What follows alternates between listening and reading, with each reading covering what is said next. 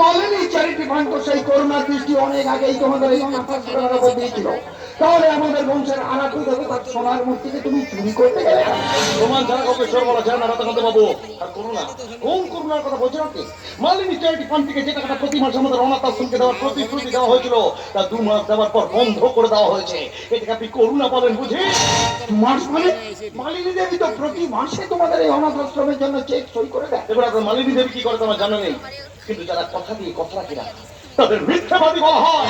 শিবা, তুমি জানো তুমি কার দিকে আঙুল তুলে কথা বলছো? কেন গায়ে লেগে গেল বুঝি? আমারও গায়ে লেগেছে যখন আমার চাচাকে আপনাদের ওই কৈলাসপুর গ্রাম থেকে ঘাট ধাক্কা দিয়ে বার করে দিচ্ছিল আপনার প্রিয় এমএলএ রাগিনী রায় চৌধুরী। আমারও গায়ে লেগেছিল রাধাকান্ত বাবু, যখন প্রতিশ্রুতির টাকা চাইতে গিয়ে এই মানুষটাকে আপনার ছেলে ভিখিরির বাচ্চা বলে সম্বোধন করেছিল। আমারও গায়ে লেগেছিল রাধাকান্ত বাবু। যেই মানুষটা সারাটা জীবন সম্মানের সাথে মাথা উঁচু করে বেঁচেছে, তাকে অসম্মান করে ওনারা ঠিক করেনি। এর ফল ওনারা পাবেন, আর সেই ফল দেব আমি। আমিও চাই এই অপমানের যোগ্য জবাব তুমি ওদের দাও। হ্যাঁ শিবা, আমি চাই, আর তার জন্য যা সাহায্য লাগে আমি তোমাকে করবো। কিন্তু দয়া করে মালিনী দেবীকে তুমি ভুল বুঝো না, কারণ তিনি যে এক সন্তান হারা মা, যে কিনা তার গোপাল মহারাজকে আঁকড়ে ধরে বেঁচেছিল এতদিন, তার কাছ থেকে তার শেষ সম্বলটুকু কেড়ে নিয়ে তাকে নিঃস্ব করে দিও না শিবা, তাকে নিঃস্ব করে দিও না। হরিশ ভাই, হরিশ ভাই, আমার লোকজনের হয়ে আমি তোমার কাছে ক্ষমা চেয়ে নিলাম। চল রাধাকান্ত বাবু, অপেক্ষায় থাকো, তোমার আশার অপেক্ষায়। চল।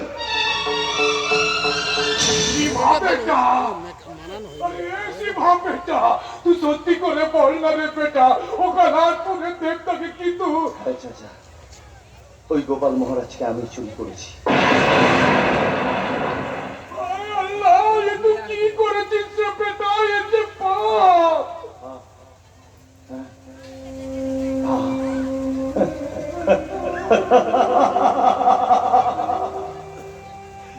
জন্মের সময় অনাথ শিশুরা কি পাপ করেছে?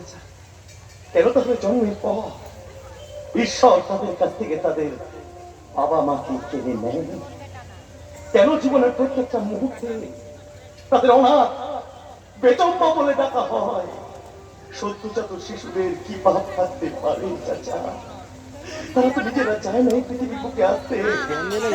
কেন তাদের এই পৃথিবীর বুকে নিয়ে এসে দুঃখ কষ্ট যন্ত্রণা চাপা করে পেশাই করে এক অন্ধকার রাস্তা করে চুড়ে ফেলে দেওয়া হয়?